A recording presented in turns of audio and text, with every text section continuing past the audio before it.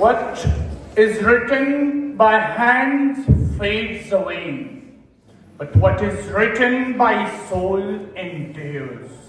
They may take off my hands, but my legacy will remain untouched. Great said by the philosopher of philosophers, O soul, rise above the shackles of the body, for no chain can bind the fire of wisdom. What was his only crime, Your Honor? Spreading wisdom and nurturing reasoning in Athens? Yes, Mr. President. I speak of Socrates, the man who was unjustly accused of corrupting the youth, yet he drank hemlock with unshaken dignity. Though they extinguished his voice, but his words became immortal, leaving behind the legacy that echoes across centuries. That you can shackle the body, but not the spirit. You can mute the tongue, but not the listen. And today, I dare you all to cut off my hands and watch me write history with my blood, just as Socrates carved his legacy with his sacrifice. Ladies and gentlemen, do you believe violence can silence me? Do you believe brutality can shatter my resolve? Well, think again and remember Malala Yousafzai, a girl who was shot for daring to pursue education. The bullet, which was meant to silence her, did not halt her, yet it propelled her to become the youngest Nobel Prize laureate, proving that no weapon can suffocate the voice of justice. I embody her unyielding courage, the courage of the one who dreams of change when the world calls it impossible. Your Honor, don't forget that I am the proud descendant of Tipu Sultan, a fearless tiger of Mysore, who battled his oppressor with lion-hearted bravery and roared with rebellion. It is far better to live like a lion for a day than to live like a jackal for 100 years.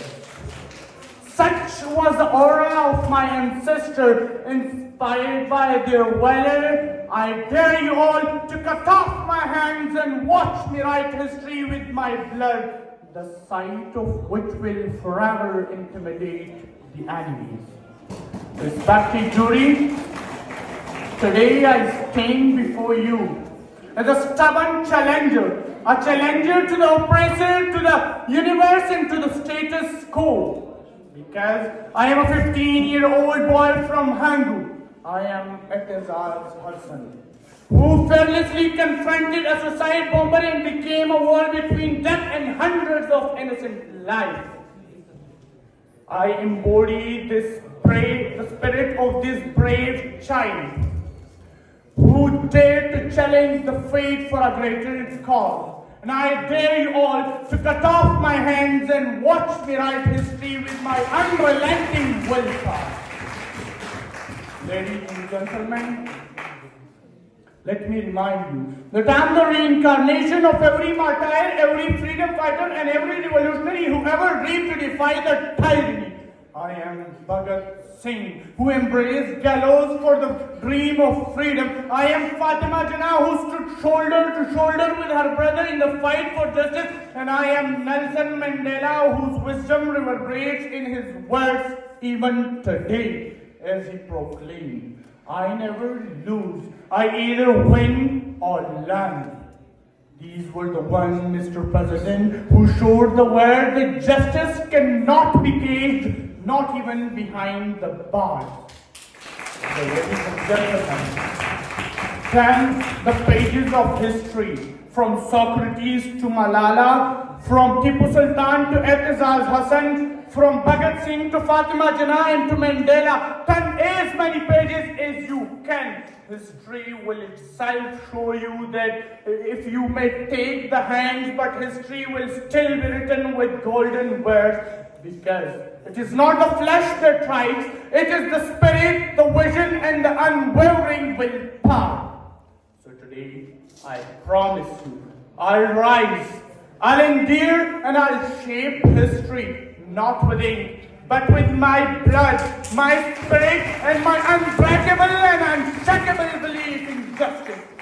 So go ahead, try to silence me, try to cut off my hands, try to chain my body and lock me away. But still, history will echo my voice, because as Maya Angelou proclaimed, you may write me down in history with your bitter, twisted lies.